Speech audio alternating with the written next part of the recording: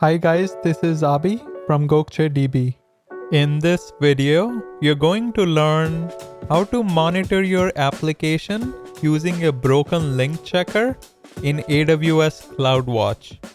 Let's start by navigating to the CloudWatch service, then scroll down in the left menu and click on Synthetics Canaries. Hit the Create Canary button and choose Broken Link Checker in the Blueprint section. Give your canary a name, then specify an endpoint URL. Select the maximum number of links which should be followed, then select a runtime version. For schedule, I'm going to choose run once and leave everything else to default, then hit create.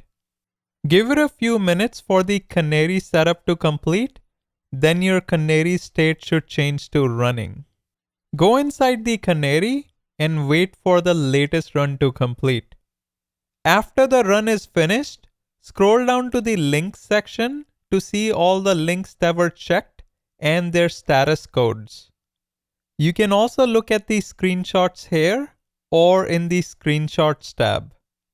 Navigate to the Logs tab to check out the execution logs.